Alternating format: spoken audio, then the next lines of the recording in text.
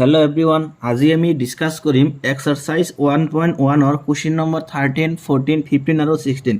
এই চাৰিটা প্ৰশ্নৰ বিষয়ে চাবা। কোৱেশ্চন নম্বৰ 13ত আমাক দিয়া আছে যে দেখুৱা যে সকলো বহুভুজৰ সংহতি এত সংজ্ঞাবদ্ধ সম্বন্ধ r equal to p1, p2 such that p1 আৰু p2 ৰ বাহুৰ সংখ্যা একে এটা সমতুল্যতা সম্বন্ধ। তাৰ মানে চোৱা ইয়াতে তাৰ মানে এ এটা সংহতি দি আছে আৰু এই সংহতিত তাৰ মানে সকলোবিলাক বহুভুজ লৈছে। এই সংহতিত কি লৈছে? সকলোবিলাক বহুভুজ লৈছে আৰু ইয়াতে আৰ এটা সম্বন্ধ দি আছে। সম্বন্ধটো কি দিছে যে p1, p2। ইয়াতে p মানে বুজাইছে পলিগন। পলিগন মানে হল বহুভুজ। তো পলিগনৰ তাৰ মানে প্ৰথম আখৰটো p লৈছে, সেইকাৰণে ইয়াতে p1, p2 লিখিছে। আৰু চোৱা যে এই পলিগন দুটাৰ মাজত তাৰ মানে সম্বন্ধটো কেনেকুৱা দিছে, অৰ্থাৎ এই দুটা বহুভুজৰ মাজত সম্বন্ধটো কেনেকৈ দিছে তাৰ মানে যে p1 বহুভুজৰ বাহুৰ সংখ্যা আৰু যে p2 বহুভুজৰ বাহুৰ সংখ্যা একে। তাৰ মানে দুটা বহুভুজ দিয়া আছে, এটা হল p1 আন এটা হল p2। তেতিয়াহ'লে যে এই দুটা বহুভুজৰ তাৰ মানে বাহুৰ সংখ্যা একে দি আছে, আমি প্ৰমাণ কৰিব লাগে যে এই সম্বন্ধটো এটা সমতুল্যতা সম্বন্ধ। তাৰ পিছত আমাক দিছে যে 3, 4, 5 বাহু বিশিষ্ট সমকোণী ত্ৰিভুজ টিৰ লগত যুক্ত এৰ সকলোবোৰ মৌলৰ সংহতিটো কি? তাৰ মানে কৈছে ইয়াতে এটা সমকোণী ত্ৰিভুজ দিছে আৰু সেই সমকোণী ত্ৰিভুজটোৰ নাম দিছে টি আৰু সমকোণী ত্ৰিভুজৰ তাৰ মানে তিনিটা বাহু দিছে আৰু তিনিটা বাহুৰ তাৰ মানে দৈৰ্ঘ্যবিলাক এনেকৈ দিয়া আছে যে 3, 4, 5। তেতিয়াহ'লে আমি এটা উলিয়াব লাগে যে এই 3, 4, 5 বাহু বিশিষ্ট সমকোণী ত্ৰিভুজৰ লগত এই সংহতিৰ তাৰ মানে মৌলবিলাক কি কি হ'ব সেইটো আমাক উলিয়াব লাগে। চাবা একেবাৰে সিম্পল এইটো। চোৱা আমাক তাৰ মানে আমাক যেটো সম্বন্ধ দিছে সেইটো আকতে লিখি ল'ব লাগিব। গতিকে চোৱা আমাক যেটো r সম্বন্ধ দিছে তাৰ মানে যে r সম্বন্ধত আমাক দিয়া আছে যে r equal to p1, p2। এইখিনি দিছে যে p1, p2 অৰ্থাৎ পলিগন 1 পলিগন 2। তাৰ মানে এটা হল প্ৰথম তাৰ মানে এটা বহুভুজ দিছে আৰু এটা দ্বিতীয় বহুভুজ লৈছে। আৰু চোৱা ইয়াতে p1 আৰু p2ৰ মাজত সম্বন্ধটো কেনেকুৱা দিছে তাৰ মানে যে p1 এনেকুৱা দিছে যে p1 আৰু যে p1 আৰু p2ৰ বাহুৰ সংখ্যা একে। তাৰ মানে চোৱা ইয়াতে দুটা বহুভুজ দি আছে, দুটা বহুভুজ দিছে p1 আৰু p2। ইয়াতে তাৰ মানে কন্ডিশনটো হল যে p1 বহুভুজৰ বাহুৰ সংখ্যা আৰু p2 বহুভুজৰ বাহুৰ সংখ্যাটো এক। এতিয়া চাবা যে বহুভুজ মানে কি? যে বহুভুজ মানে হল তাৰ মানে যে সৰল ৰেখাৰ দ্বাৰা আবদ্ধ সমতলত মানে যিকোনো চিত্ৰকে আমি বহুভুজ বোলো। তাৰ মানে চোৱা কমসে কম তাৰ মানে আমি তিনিটা ৰেখা ল'ব লাগিব, তিনিটা ৰেখা লৈ এটা আবদ্ধ চিত্ৰ বনাব লাগিব। তেতিয়াহ'লে সেই চিত্ৰটোকে তাৰ মানে এটা বহুভুজ বুলি কোৱা হ'ব। যেনেকুৱা ধৰা আমি যদি এটা ত্ৰিভুজ মানে গঠন কৰোঁ, তেতিয়াহ'লে এই ত্ৰিভুজটো কি ক'ব? এইটো এটা কিন্তু বহুভুজ। চোৱা বহু মানে হল বহুত, কিন্তু চোৱা এইটো বহুভুজৰ তাৰ মানে যিহেতু বাহুৰ সংখ্যা আছে তিনিটা, হয়নে নহয়? আৰু ভুজ মানে হল বাহু। তাৰ মানে গতিকে চোৱা যিহেতু এইটো মানে ত্ৰিভুজ যোনটো আছে ইয়াৰ বাহু কেইটা আছে? তিনিটা আছে, সেইকাৰণে ইয়াক কোৱা হয় ত্ৰিভুজ। যদি আমি এটা বৰ্গ লওঁ, চোৱা এটা বৰ্গ লওঁ, ইয়াক কি বুলি কোৱা হয়? এটা বৰ্গ বুলি কোৱা হয়। এতিয়া চোৱা এই বৰ্গৰ বাহু কেইটা আছে? চাৰিটা আছে। তাৰ মানে এইটো কি? এইটো এটা হল বহুভুজ। সো এনেকৈ তাৰ মানে পঞ্চভুজ আছে, ষষ্ঠভুজ আছে, তাৰপিছত অষ্টমভুজ আছে, এনেকুৱা মানে বহুত আছে। গতিকে ইয়াতে তাৰ মানে কৈছে যে p1 বহুভুজ আৰু p2 বহুভুজৰ বাহুৰ সংখ্যা একে। অৰ্থাৎ আমি যদি তাৰ মানে এই বৰ্গটোক তাৰ মানে p1 বহুভুজ বুলি ধৰোঁ, তেতিয়াহ'লে ধৰা আমি এটা আন এটা বৰ্গ বা আয়ত ড্ৰ কৰিলোঁ। এইটো কোৱা নাই যে তাৰ মানে p1 আৰু p2 যে p1 যদি বৰ্গ হয় তেতিয়াহ'লে p2 তাৰ মানে বৰ্গ হ'ব নোৱাৰিব বা আয়ত হ'ব নোৱাৰিব, এনেকুৱা কিন্তু কণ্ডিশ্যন দিয়া নাই। খালি এটা কণ্ডিশ্যন দিছে কি যে p1 বহুভুজৰ বাহুৰ সংখ্যা আৰু p2 বহুভুজৰ বাহুৰ সংখ্যা একে থাকিব লাগিব। এতিয়া তাৰ মানে যদি এটা তাৰ মানে আয়ত হয়, আন এটা যদি ৰম্বাসু হয়, তাৰ মানে তথাপিও কোনো প্ৰব্লেম নাই, বা যদি এটা সামন্ত্ৰিক হয় তথাপিও কোনো প্ৰব্লেম নাই। আমাৰ জাষ্ট চেক কৰিব লাগে কি যে বাহুৰ সংখ্যাটো একে থাকিব লাগিব, অৰ্থাৎ বাহুৰ সংখ্যাটো সমান থাকিব লাগিব। এতিয়া চোৱা যে p2 বাহুৰ সংখ্যা আৰু এইটো পলিগনৰ নাম যদি আমি p3 দিওঁ, চোৱা ইয়াৰোতো বাহুৰ সংখ্যা কেইটা সমান, তাৰ মানে সেইটো দিছে ইয়াতে। গতিকে আমাক কৈছে যে যদি তাৰ মানে p1 আৰু p2ৰ মানে বহুভুজৰ বাহুৰ সংখ্যাটো একে হয়, তেতিয়াহ'লে আমি প্ৰমাণ কৰিব লাগে যে এই সম্বন্ধটো এটা সমতুল্যতা সম্বন্ধ। তাৰ মানে আমি প্ৰমাণ কৰিব লাগে কি যে এই সম্বন্ধটো এটা সমতুল্যতা সম্বন্ধ। চাবা আমি যেতিয়া সম্বন্ধ এটা সমতুল্যতা প্ৰমাণ কৰিবলৈ যাওঁ, তেতিয়া প্ৰথমতে আমি তাৰ মানে কি প্ৰমাণ কৰোঁ যে সম্বন্ধটো প্ৰতিফলনীয় হ'ব লাগিব, তাৰপিছত প্ৰতিসম হ'ব লাগিব আৰু সম্বন্ধটো সংক্ৰামক হ'ব লাগিব। যদি সম্বন্ধটো তাৰ মানে প্ৰতিফলনীয়, প্ৰতিসম আৰু সংক্ৰামক হয়, তেতিয়াহ'লে আমি ক'ম যে এই সম্বন্ধটো এটা সমতুল্যতা সম্বন্ধ তাৰ মানে আমি যদি এতিয়া প্ৰমাণ কৰিবলৈ যাওঁ যে এই সম্বন্ধটো এটা সমতুল্যতা সম্বন্ধ তাৰ মানে আমি প্ৰথমতে প্ৰমাণ কৰিব লাগিব যে এই সম্বন্ধটো প্ৰতিফলনীয় গতিকে আমি এইটো চেক কৰিম যে সম্বন্ধটো প্ৰতিফলনীয় হয় নে নহয় গতিকে আমি প্ৰতিটো তাৰ মানে কন্ডিশনতে লিখি যাম যে তাৰ মানে প্ৰতিফলনীয় প্ৰতিসম আৰু সংক্ৰামক হোৱাৰ শৰ্ত কেইটা কি সেইকেইটা আমি লিখি যাম চাবা সম্বন্ধ এটা প্ৰতিফলনীয় হোৱাৰ শৰ্তটো হ'ল যে a, a belongs to হ'ব r where a belongs to a যেহেতু ইয়াতে a এটা সংহতি দি আছে আৰু এই সংহতিত কি লৈছে সকলোবোৰ বহুভুজ লৈছে গতিকে a belongs to r তাৰ মানে এই সম্বন্ধটো যদি তাৰ মানে এতিয়া প্ৰতিফলনীয় হ'ব লাগে তাৰ মানে p1 অৰ্থাৎ এই পলিগন p1 টো তাৰ মানে কি হ'ব লাগিব নিজে নিজৰ লগত ৰিলেট হ'ব লাগিব এতিয়া চাবা আমি লিখিম এনেকৈ যে সিন্স যে যেহেতু তাৰ মানে যে p1 বহুভুজ যে p1 বহুভুজ আৰু যে p1 বহুভুজ আৰু যে p2 বহুভুজ একেই চোৱা তাৰ মানে p1 বহুভুজ আৰু হল p2 বহুভুজ সৰি ইয়াতে p2 নহয় এটা আমি p1 লম চোৱা যে এটো হ'ব p1 তাৰ মানে চোৱা যে তাৰ মানে চোৱা এইটো এটা হল p1 বহুভুজ তাৰ মানে এতিয়া চোৱা এই বহুভুজটো তাৰ মানে এই বহুভুজটো আমি যদি ইয়াতে আকৌ এটো ড্ৰ কৰো তাৰ মানে তেতে হলে চোৱা যে এটো যদি আকৌ আমি ইয়াতে p1 লও তাৰ মানে তেতে হলে এই p1 আৰু হল এইটো p1 দুটা একেই কোনো তফাত আছে নেকি দুটাৰ মাজত মানে কোনো পাৰ্থক্য আছে নেকি এই দুটাৰ মাজত কোনো পাৰ্থক্য আছে নেকি নাই গতিকে আমি হেতু লিখিছো যে p1 বহুভুজ আৰু p1 বহুভুজ একেই গতিকে চাবা যদি p1 বহুভুজ আৰু p1 বহুভুজ একেই হয় তাৰ মানে আমি এটো ক'ব পাৰিম যে p1 বহুভুজৰ বাহুৰ সংখ্যা আৰু p1 বহুভুজৰ বাহুৰ সংখ্যাটো একেই সব দুটাতে বহুভুজৰ মানে বাহুৰ সংখ্যাটো কিমান আছে চাৰিটা কৈ আছে অৰ্থাৎ আমি এইটো ক'ব পাৰো তাৰ মানে যে p1 আৰু যে p1 আৰু যে p1 ৰ বাহুৰ সংখ্যা একে হেতু আমি ক'ব পাৰিম নো প্ৰবলেম যে বাহুৰ সংখ্যা একে যেহেতু তাৰ মানে p1 বহুভুজ আৰু p1 বহুভুজ একেই গতিকে p1 বহুভুজৰ বাহুৰ সংখ্যা আৰু p1 বহুভুজৰ মানে বহুভুজৰ বাহুৰ সংখ্যাটো একেই হ'ব সো ইয়াৰ পৰা তাৰ মানে চোৱা এতে ইমপ্লাইজ কি কৰিম কি আহিছে এতে যে p1 আৰু p1 অৰ্থাৎ আমি এটো ক'ব পাৰো যে p1, p1 চাবা যে p1 p2 থাকিলে ইয়াতে কি আহে স্টেটমেন্টটো p1 আৰু p2 আহে গতিকে ইয়াতে যদি তাৰ মানে p1 আৰু p1 থাকে ইয়াতে আমি লিখিম যে p1, p1 গতিকে আমি লিখিলো যে p1, p1 এটো কত থাকিব এই r সম্বন্ধটোতে থাকিব গতিকে belongs to r অৰ্থাৎ চোৱা ইয়াতে p1 তাৰ মানে অৰ্থাৎ পলিগন 1 to পলিগন 1 ৰ লগতে সম্বন্ধ স্থাপন কৰিলে তাৰ মানে আমি এই সম্বন্ধটোক এটা প্ৰতিফলনীয় সম্বন্ধ বুলি ক'ব পাৰিম সো আমি কম যে therefore r প্ৰতিফলনীয় তাৰ মানে r সম্বন্ধটো কি হ'ব প্ৰতিফলনীয় হ'ব তাৰ পিছত যে আমি চেক কৰিম এতিয়া যে সম্বন্ধটো প্ৰতিসম হ'ব নে নাই হেতু আমি চেক কৰিম কি যে প্ৰতিসম সম্বন্ধ এটা প্ৰতিসম হোৱাৰ শৰ্তটো হল যে যদি যে a, b belongs to r হয় তেতিয়া হলে ইয়াৰ পৰা ইমপ্লাইজ কৰিব লাগিব যে b, a is also belongs to r where a, b belongs to hall a এটো হল সম্বন্ধ এটা প্ৰতিসম হোৱাৰ শৰ্ত এতিয়া চাবা যেহেতু আমাক প্ৰশ্নত এটো দিয়াই আছে যে p1 আৰু p2 ৰ বাহুৰ সংখ্যা একে এনেকুৱা দি আছে আমি এটো লিখিম তাৰ মানে যে সিন্স যেহেতু তাৰ মানে যে p1 যে যেহেতু তাৰ মানে যে p1 আৰু যে p2 ৰ বাহুৰ সংখ্যা একে যেহেতু যে p1 আৰু p2 ৰ বাহুৰ সংখ্যা একে চোৱা তাৰ মানে এতিয়া যদি তাৰ মানে আমি এইটো যে এইটো মানে পলিগনৰ নাম যদি p1 আৰু এইটো পলিগনৰ নাম যদি p2 দিও চোৱা তাৰ মানে এইটো কথাই কৈছে যে p1 বহুভুজৰ বাহুৰ সংখ্যা আৰু হল p2 বহুভুজৰ বাহুৰ সংখ্যাটো একে তেতিয়া হলে চাবা আমি তো উল্টা কৈ এটো ক'ব পাৰিম যে p2 বহুভুজৰ বাহুৰ সংখ্যা আৰু p1 বহুভুজৰ বাহুৰ সংখ্যাটো একেই ক'ব পাৰিম নে নাই পাৰিম আমি গতিকে আমি এইটো লিখিম উল্টা কৈ তাৰ মানে যে p2 আৰু p1 ৰ তাৰ মানে বাহুৰ সংখ্যা একে এটো আমি ক'ব পাৰিম therefore চোৱা ইয়াতে আমি কি লিখিম যে p1 আৰু p2 ৰ বাহুৰ সংখ্যা একে চাবা যে p1 আৰু p2 ৰ বাহুৰ সংখ্যা একে হলে আমি কি লিখো যে p1, p2 গতিকে আমি লিখিম যে p1, p2 belongs to হ'ব r ইয়াৰ পৰা এটা ইমপ্লাইজ কি হ'ব যে p2 আৰু p1 ৰ বাহুৰ সংখ্যা একে অৰ্থাৎ প্ৰথমটো আহিব p2 প্ৰথমতে P2 আহিব তাৰ পিছত P1 আহিব গতিকে P2, P1 belongs to R চোৱা তাৰ মানে P1,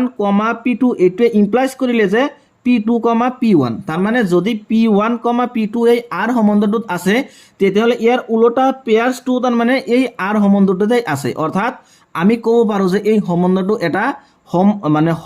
প্ৰতিসম সম্বন্ধ হ'ব তাৰ মানে এই সম্বন্ধটো সো আমি লিখিম যে therefore R প্ৰতিসম আমি লিখিম যে therefore R প্ৰতিসম তাৰ পিছত যে এতিয়া আমি চেক কৰিম যে এই সম্বন্ধটো সংক্ৰামক হয়নে নহয় এইটো আমি চেক কৰিম কি যে সম্বন্ধটো তাৰ মানে সংক্ৰামক হয়নে নহয় চাবা মানে সম্বন্ধ এটা যে সংক্ৰামক হোৱাৰ চৰ্তটো হ'ল যদি যে A,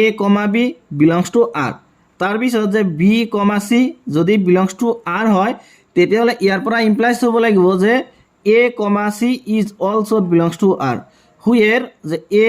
B, C belongs to হ'ল A এইটো হ'ল সম্বন্ধ এটা সংক্ৰামক হোৱাৰ চৰ্ত যেহেতু চাবা যে এইটোত আমাক দিয়া আছে যে যেহেতু তাৰ মানে P1 আৰু P2 বাহুৰ সংখ্যা একে এইটোতো দিয়াই আছে আমাক সো সেইটো আমি লিখিলো বাহুৰ সংখ্যা একে আৰু আমি এইটো লিখিম যে আৰু আমি এইটো ধৰি ললো যে P2 আৰু P3 ৰ বাহুৰ সংখ্যা একে এইটো আমি ধৰি ললো যে P1 আৰু P3 ৰ বাহুৰ সংখ্যা একে চাবা তাৰ মানে যে ইয়াতে কি কৈছে যে P1 আৰু P2 ৰ বাহুৰ সংখ্যা একে অৰ্থাৎ তাৰ মানে P1 ৰ বাহুৰ সংখ্যা যদি 4টা থাকে তেতিয়াহ'লে তাৰ মানে P2 ৰ বাহুৰ সংখ্যা 4টা থাকিব লাগিব ইয়াতে আকৌ কি লিখিলো যে P2 আৰু P3 ৰ বাহুৰ সংখ্যা একে অৰ্থাৎ P2 ৰ বাহুৰ সংখ্যা যেহেতু 4টা তাৰ মানে গতিকে P3 ৰ বাহুৰ সংখ্যা কেইটা হ'ব তেতিয়াহ'লে 4টা হ'ব অৰ্থাৎ চোৱা তাৰ মানে আমি তো এইটো ক'ব পাৰো তাৰ মানে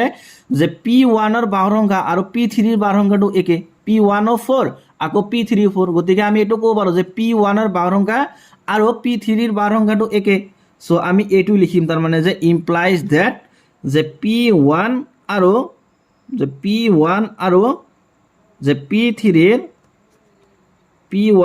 P3 ৰ বাহুৰ সংখ্যা একে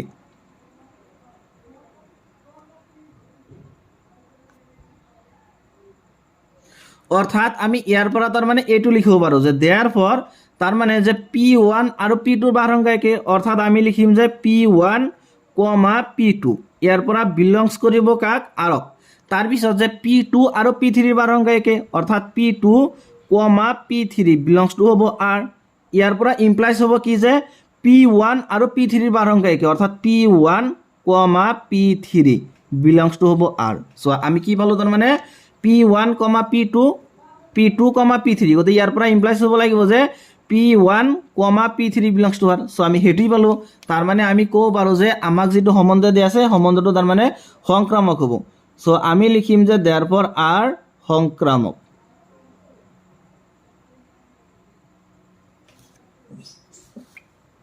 গতিকে চাবা আমি এতিয়া পালো যে R সম্বন্ধটো তাৰ মানে প্ৰতিফলনীয় প্ৰতিসম আৰু সংক্ৰামক গতিকে আমি ক'ব পাৰো তাৰ মানে যে এই R সম্বন্ধটো এটা সমতুল্যতা সম্বন্ধ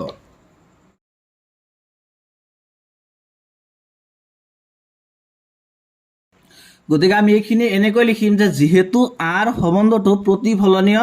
প্ৰতিসম আৰু সংক্ৰামক সো therefore আমি ক'ব পাৰো যে R সম্বন্ধটো তাৰ মানে সমতুল্যতা সম্বন্ধ এটো হল পাৰ্ট 1 এতিয়া আছে পাৰ্ট 2 সো পাৰ্ট 2 তাৰ মানে আমাক কি কৈছে যে 3 4 5 বাহু বিশিষ্ট সমকোণী ত্ৰিভুজ টিৰ লগত এৰ সকলোবোৰ মৌলৰ সংহতিটো কি চাবা তাৰ মানে ইয়াতে আমাক তাৰ মানে যেটো সম্বন্ধ দিয়া আছে সোৱা সম্বন্ধটো এনেকুৱা দিয়া আছে তাৰ মানে যে P1, P2 তাৰ পিছত দিছে such that যে P1 আৰু P2 ৰ বাহুৰ সংখ্যা একে P1 আৰু P2 তাৰ মানে বাহুৰ সংখ্যা একে চাবা এতিয়া কি কৈছে তাৰ মানে যে 3 4 5 বাহু বিশিষ্ট সমকোণী ত্ৰিভুজ দিছে ইয়াতে সোৱা তাৰ মানে কি দিছে যে এটা সমকোণী ত্ৰিভুজ দিছে ধৰা এইটো হল এটা সমকোণী ত্ৰিভুজ তেতিয়াহলে এই সমকোণী ত্ৰিভুজটো এনেকৈ দিছে তাৰ মানে এটা বাহুৰ মাপ হল 3 এটো হ'ব 3 এটো 4 আৰু এটো হল 5 তেতিয়াহলে সোৱা ইয়াতে তাৰ মানে P1 এ কি বুজাইছে P1 মানে হল পলিগন 1 আৰু P2 মানে হল পলিগন 2 অৰ্থাৎ P1 মানে হল বহুভুজ 1 আৰু P2 মানে হল বহুভুজ 2 তেতিয়াহ'লে চাবা এই সমকোণী ত্ৰিভুজ যে আছে তাৰমানে এই সমকোণী ত্ৰিভুজটোও কিন্তু এটা কি হয় বহুভুজ হয় সমকোণী ত্ৰিভুজ এটা বহুভুজ আমাক এই সংহতিত তাৰমানে কি দিছে সকলো বহুভুজৰ সংহতি দিছে অৰ্থাৎ তাৰমানে এই সংহতিত তাৰমানে ত্ৰিভুজ আছে তাৰপিছত চোৱা বৰ্গ আছে তাৰপিছত তাৰমানে আয়ত আছে তাৰপিছত সামন্ত্ৰিক আছে এনেকৈ ৰম্বাস আছে এনেকৈ তাৰমানে আৰু বহুত আছে পঞ্চভুজ অষ্টভুজ এনেকৈ কি ডট ডট বহুত আছে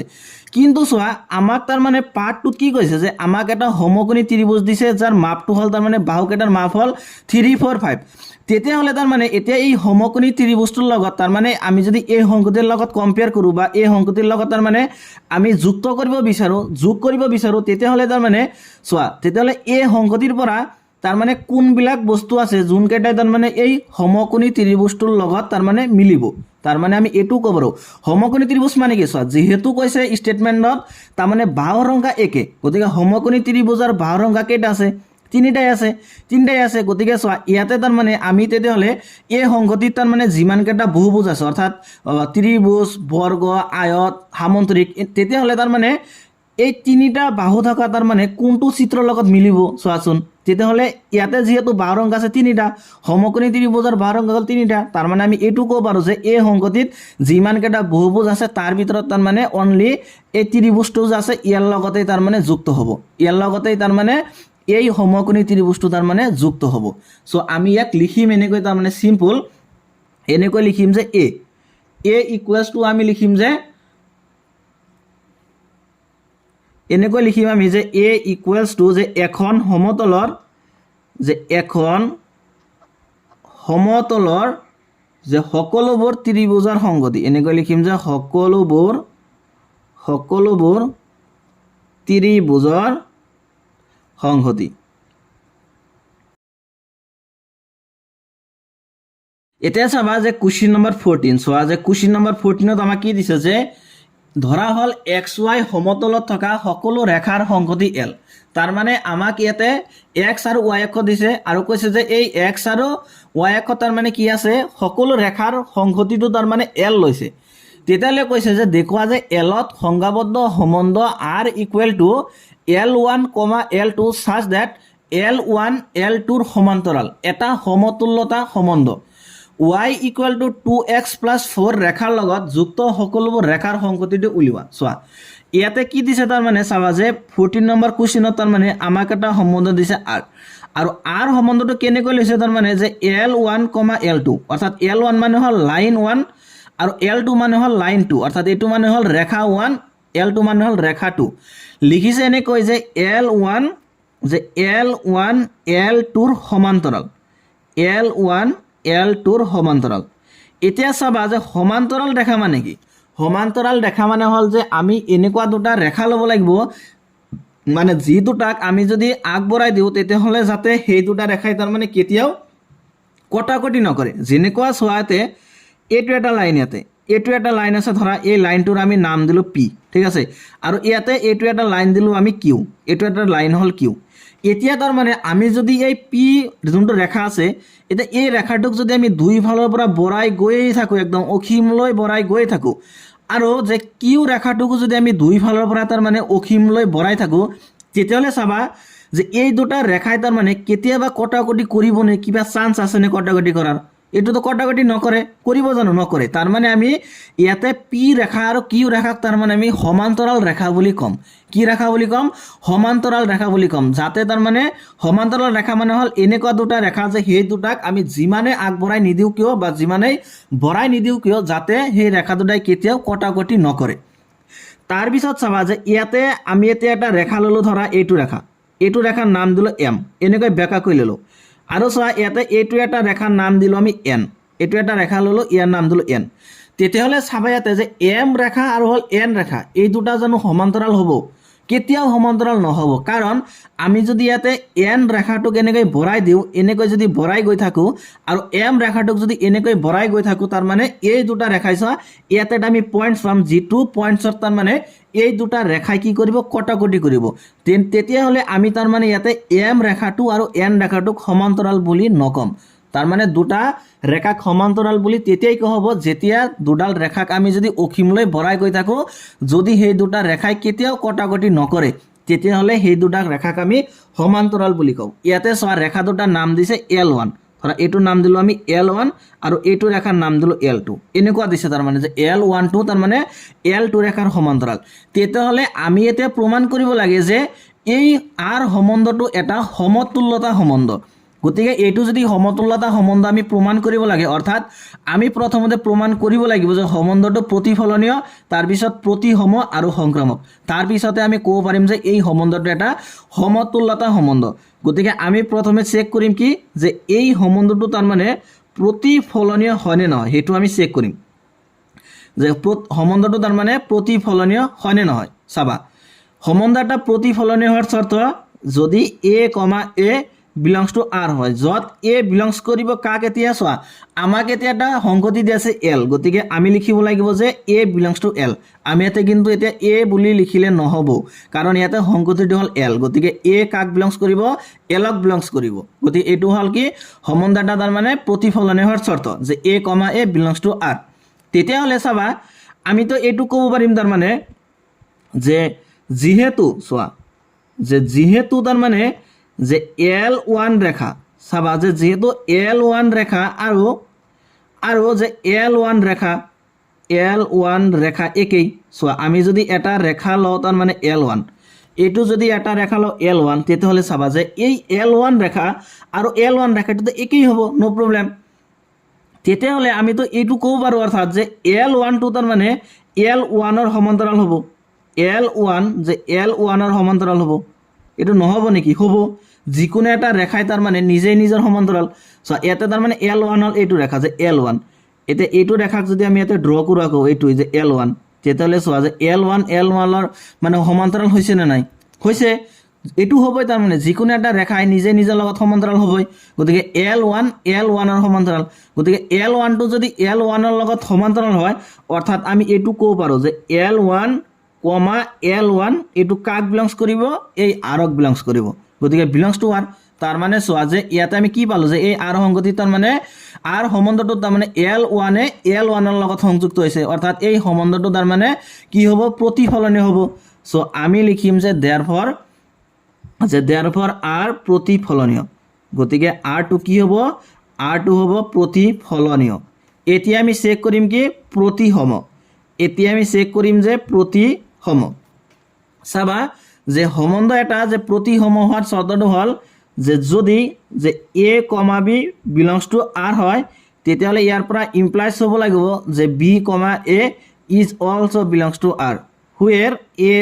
b belongs to হ'ব L এটো হল সম্বন্ধ এটা প্ৰতিসম হোৱাৰ শৰ্ত সো যেহেতু প্ৰশ্নত আমাক এটো দিয়ে আছে যে L1 L2 ৰ সমান্তৰাল সো আমি এটো লিখিম যে since যেহেতু যে L1 L2 ৰ সমান্তৰাল যে যেহেতু L1 L2 ৰ সমান্তৰাল চোৱা এটা L1 এইটো ৰেখা তাৰ মানে এইটো ৰেখাৰ লগত সমান্তৰাল হৈছে তেতিয়া হলে আমি উল্টা কৈ এইটো তো ক'ব পাৰো যে L2 ৰেখাটো তাৰ মানে L1 ৰ সমান্তৰাল ক'ব পাৰিম এটো আমি গতিকে এটো লাইন তাৰ মানে আমি উল্টা কৈ লিখিম যে L2 L1 ৰ সমান্তৰাল তাৰ মানে চাবা আমি কি পালো যে L1 L2 ৰ সমান্তৰাল অৰ্থাৎ যে L1, L2 belongs কৰিব কাক R ক যেহেতু ৰেখা দুটা সমান্তৰাল implies that আমি কি পালো যে L2 L1 ৰ সমান্তৰাল অৰ্থাৎ L2, L1 belongs to হ'ব R গতিকে সো আমি কি পালো ইয়াতে যে L1, L2 belongs to R তেতিয়াহলে ইয়াৰ উল্টা পেজটো তাৰ মানে R ত আছে যে L2, L1 belongs to R তাৰ মানে আমি R ক প্ৰতিসম বুলি ক'ব পাৰো সো আমি লিখিম যে therefore R প্ৰতিসম তাৰ মানে R সম্বন্ধটো প্ৰতিফলনীয় হৈছে আৰু প্ৰতিসম হৈছে এতিয়া আমি চেক কৰিম যে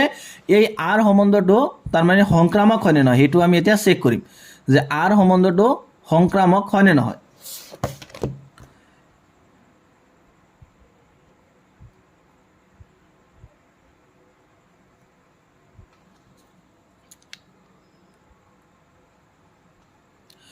গতিকে চাবা যে সম্বন্ধ এটা সংক্ৰামক হোৱাৰ শৰ্তটো হল a, b belongs to R হলে তাৰ পিছত যে b, c belongs to R ইয়াৰ পৰা ইমপ্লাইজ হ'ব লাগিব যে a, c is also belongs to R where a, b, c belongs to hall L এইটো হ'ল সম্বন্ধ এটা সংক্ৰামক হোৱাৰ চৰ্ত তেতিয়াহ'লে চাবা যে আমাকতো এইটো দিয়াই আছে যে যিহেতু বুলি নিলিখো আমি ডাইৰেক্ট লিখিম তাৰমানে যে L1 চোৱা এইটোতো দিয়াই আছে যে L1 L2ৰ সমান্তৰাল যে L1 L2ৰ সমান্তৰাল যে আৰু আমি এইটো ধৰি ল'ম তাৰমানে যে L2 L3ৰ সমান্তৰাল যে L2 L3ৰ সমান্তৰাল চাবা তাৰমানে ধৰা ইয়াতে এটা ৰেখা ললো এইটো হ'ল L1 তেতিয়াহ'লে কৈছে যে L1 ৰেখাটো তাৰমানে ধৰা L2 ৰেখাৰ লগত সমান্তৰাল আকৌ কৈছে যে L2 ৰেখা ধৰা এইটো এটা ৰেখা ললো L2 এইটো আকৌ তাৰমানে L3ৰ লগত সমান্তৰাল এইখিনি কথা লিখিছে ইয়াতে যে L1 টো L2ৰ লগত সমান্তৰাল আৰু এই L2 তাৰমানে L3ৰ লগত সমান্তৰাল তেতিয়াহ'লে চোৱা আমিতো এইটো ক'ব পাৰিম যে L1 আৰু হ'ল L3 এই দুটাও সমান্তৰাল কাৰণ আমি যদি ইয়াতে L1 ৰেখাডালক এনেকৈ বঢ়াই গৈয়ে থাকোঁ দুই ফালৰ পৰা আৰু L3 ৰেখাডালকো যদি এনেকৈ মানে অসীমলৈ বঢ়াই গৈ থাকোঁ তেতিয়াহ'লে L1 আৰু L3 এই দুটা ৰেখাইতো কেতিয়াও কটাকটি নকৰে যদি কটাকটি নকৰে তেতিয়াহ'লে এই দুটা ৰেখাক আমি তাৰমানে কি ৰেখা বুলি ক'ম সমান্তৰাল ৰেখা বুলি ক'ম তাৰমানে ইয়াৰ পৰা আমি এইটো লিখিব পাৰোঁ যে ইমপ্লাইজ ডেট যে L1 L3ৰ সমান্তৰাল গতিকে আমি লিখিম এনেকৈ যে therefore ইয়াতে কি আছে যে L1 L2ৰ সমান্তৰাল তাৰমানে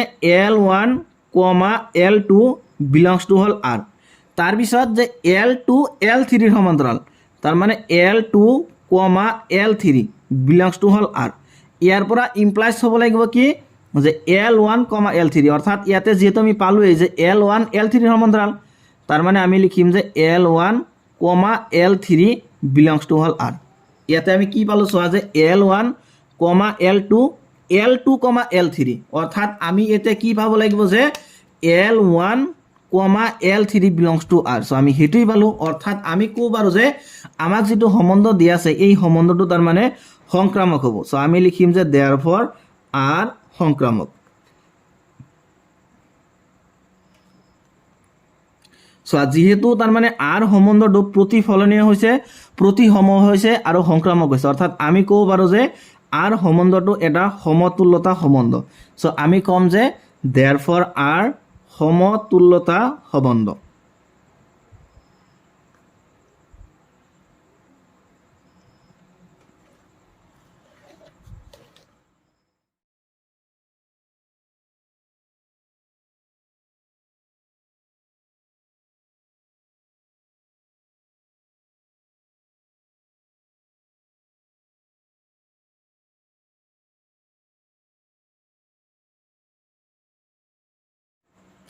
এতিয়া চাবা যে পার্ট 2 সো পার্ট 2 দিছে তার মানে যে y ইকুয়াল টু 2x + 4 ৰেখাৰ লগত যুক্ত সকলোবোৰ ৰেখাৰ সংহতিটো উলিওৱা তাৰ মানে আমাক ইয়াতে এটা ৰেখা দিছে ৰেখাৰ তাৰ মানে কি দিছে সমীকৰণটো দিছে এটো হল এটা স্ট্ৰেট লাইনৰ তাৰ মানে সমীকৰণ অৰ্থাৎ সৰল ৰেখাৰ এটা সমীকৰণ দিছে তাৰ মানে যে y ইকুয়াল টু 2x + 4 এতিয়া প্ৰশ্নত কৈছে তাৰ মানে যে এই ৰেখাৰ লগত যুক্ত তাৰ মানে যিমান কেটা ৰেখা হ'ব সেই সকলো কেটা ৰেখাৰ তাৰ মানে আমি সংহতিটো উলিয়াব লাগে চোৱা যেহেতু আমাক ইয়াতে যেটো সম্বন্ধ দিয়া আছে তাৰ মানে সম্বন্ধটো R দি আছে আৰু R সম্বন্ধটোত কৈছে তাৰ মানে ইয়াতে দুটা ৰেখা লৈছে এটা হল L1 এটা হল L2 তেতিয়াহলে এই L1 ৰেখাটো তাৰ মানে কি হ'ব লাগিব L2 ৰ লগত সমান্তৰাল হ'ব লাগিব তেতিয়াহে তাৰ মানে এই সম্বন্ধটো আমি এই আৰত নিব পাৰিম ঠিক আছে গতিকে চোৱা ইয়াতে তাৰ মানে আমাক এইটো দিছে যে এটা ৰেখাৰ সংহতি দিছে তাৰ মানে এটা ৰেখাৰ সমীকৰণ দিছে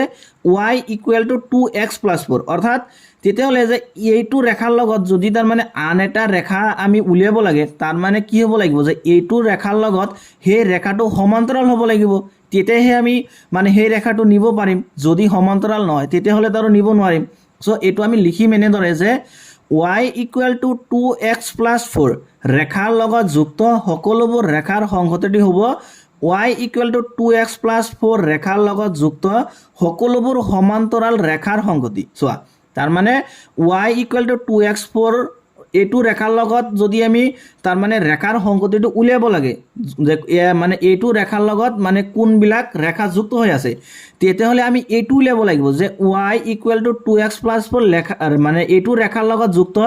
যিমানবোৰ তাৰ মানে সমান্তৰাল ৰেখাৰ সংহতি আছে হেকেটাহে উলিয়াব লাগিব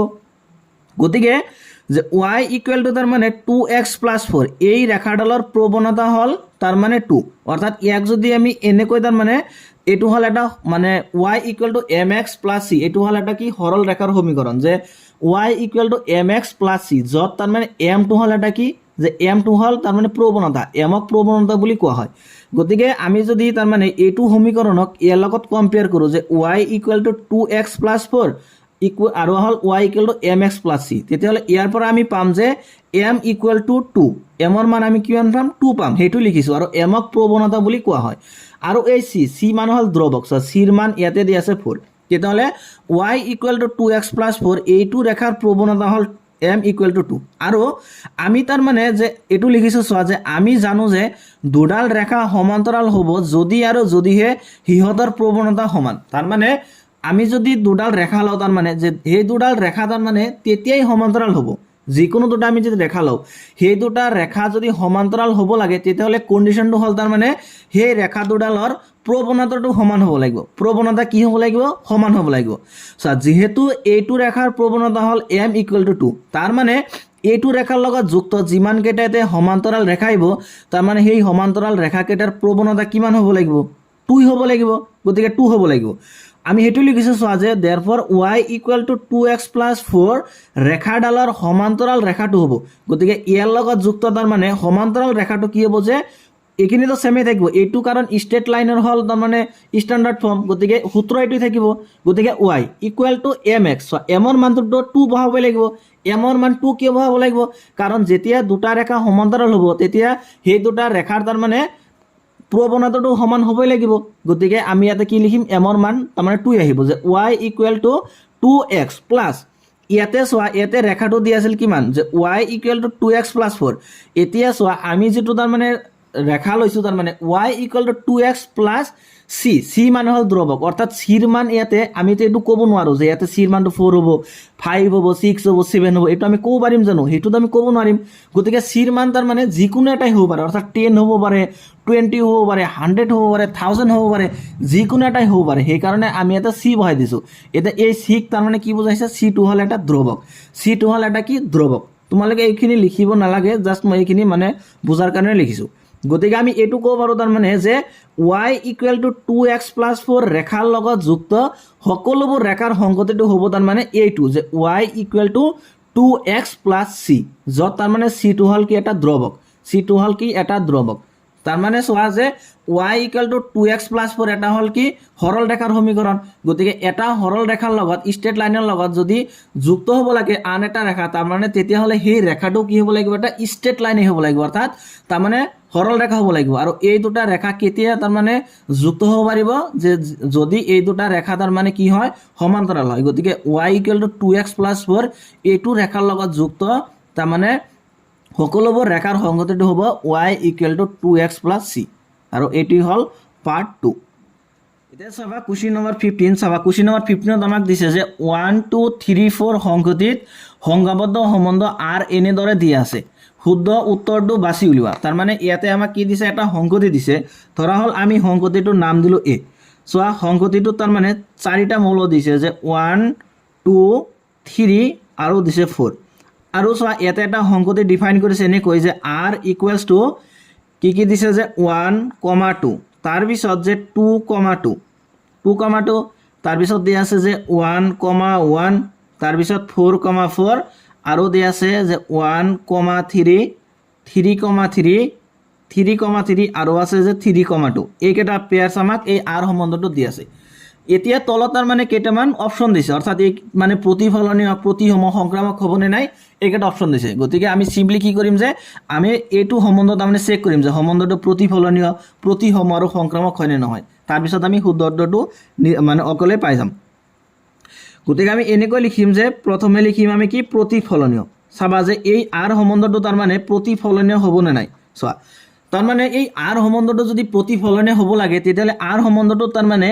এই সংগতিৰ যিমান কেইটা মৌল আছে এইকেইটা নিজে নিজৰ লগত সংযুক্ত হৈ থাকিব লাগিব অৰ্থাৎ তাৰ মানে r সম্বন্ধটো তাৰ মানে 1, 1 তাৰ পিছত যে 2, 2 3, 3 আৰু হল 4, 4 এইকেইটা তো থাকিব লাগিব চাচোন এইকেইটা আছে নে নাই 1, 1 এইটো আছে তাৰ পিছত 2, 2 আছে 3, 3 আছে তাৰ পিছত 4, 4 আছে তাৰ মানে চোৱা এই চাৰিটাৰ গোটেই কেইটা আছে গতিকে বিলংছ টু আৰ গতিকে এইকেইটা আৰত আছে মানে আৰক আমি কি বুলি ক'ম প্ৰতিফলনী বুলি ক'ম সো আমি লিখিম যে দেয়াৰফৰ আৰ হ'ব কি আৰ হ'ব প্ৰতিফলনীয় গতিকে এইটো হ'ল তাৰপিছত আমি চেক কৰিম কি প্ৰতিসম চাবা এতিয়া এই সম্বন্ধটো প্ৰতিসম হ'ব নে নাই চাবা আমি প্ৰথমতে এটা পেয়াৰ্ছ উঠাই ল'ম আমি এইটো পেয়াৰ্ছ ল'লোঁ ধৰা যে 1,2 যে 1,2 তো আৰত আছে তেতিয়াহ'লে চোৱা যে 1,2 তাৰ মানে উলোটা পেয়াৰ্ছটো আৰত আছেনে ইয়াৰ উলোটা পেয়াৰ্ছ অৰ্থাৎ ইয়াৰ উলোটা পেয়াৰ্ছ কি হ'ব 2,1 এটা 2,1 কৰবাত আছেনে নাই গতিকে 2,1 does not belongs to R গতিকে এই আৰ সম্বন্ধটোক তাৰ মানে আমি প্ৰতিসম বুলি ক'ব নোৱাৰিম সো আমি ক'ম যে দেয়াৰফৰ আৰ প্ৰতিসম নহয় গতিকে আৰটো প্ৰতিসম নহ'ব তাৰপিছত আমি চেক কৰিম কি যে সংক্ৰামক চাবা সম্বন্ধটো সংক্ৰামক হ'বনে নাই আমি যদি এই দুটা পেয়াৰ্ছ উঠাই লওঁ তাৰ মানে যে 1,3